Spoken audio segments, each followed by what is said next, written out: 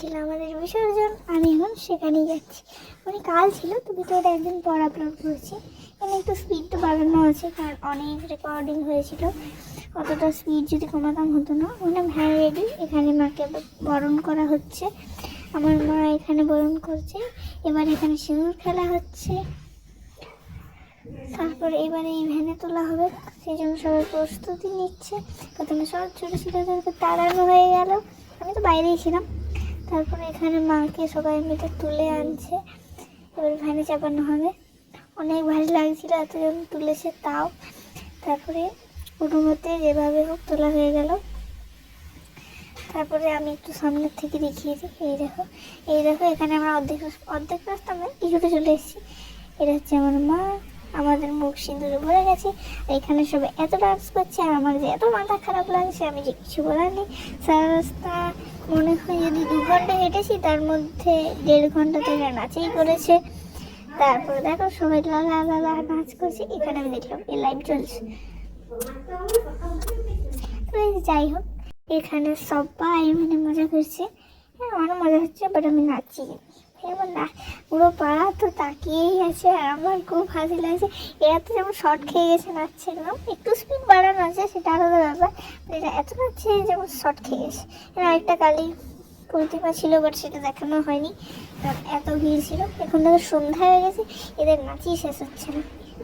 তারপরে এবার আমরা হরিমেলার কাছে এখন রয়েছি, হরিমেলাটা পেরিয়ে গেল। এখানে আমি এই কালীটার সঙ্গে ওখানে দেখা হয়েছিল, ফটো তুলেছিলাম, আর এখানেও দেখা হয়ে গেল। যাই হোক, এখানে মূর্তিটাকে অনেক কষ্ট করে, পুলিশ আবার কোনো থেকে মাস্ক পরছে, যাই হোক অনেক কষ্টে মূর্তিটাকে বের করা হয়েছে। তারপরে এটা হচ্ছে আমাদের সালতোয়া মেড প্লাস, একটা ওষুধের দোকান। তারপরে এখানে সব একটু থেমেছে, বাট এরপর আবার ডান্স স্টার্ট হয়ে গেছে। একটু পরে দেখবে যে লাইট ধরে আছে, সে ডান্স করবে, তার ডান্স দেখে তোমরা এতে পড়ে যাবে। সময় ভয়েস ওভার দেবো না, দেখি।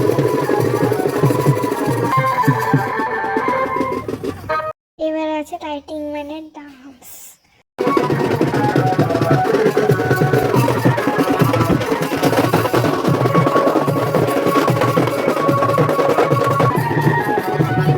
আমার তো মাথা খারাপ হয়ে গেছিল।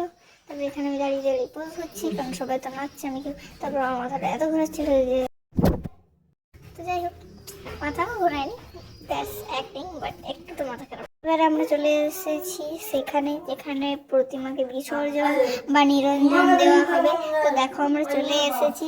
মা কালীর মুখ দেখে মনে হচ্ছিল চোখ যেমন ছলছল করে। তো যাই হোক অনেক কষ্টে, তারপরে এমন এখানে ফটকানা ফোটানো হচ্ছিল যে কিছু বলার নেই। এখানে 3 বার ঘুরিয়ে নেওয়া হচ্ছে বিসর্জন দেওয়ার আগে। তো দেখো গাইস, এবারে এটাকে বিসর্জন মানে নিরঞ্জন বা বিসর্জন করা হবে। প্রস্তুতি নিচ্ছে আর অনেকে রেকর্ড করছে। ওই পেছন দিকে লাইট দেখানো হচ্ছে। এখানে প্রায় 6-7 জন মতো ছিল, কি তারও বেশি। আর পেছন দিকের বাসটা তো ভেঙেই যাচ্ছিল বারবার। এবারে মাকে বিসর্জন দেওয়া হলো।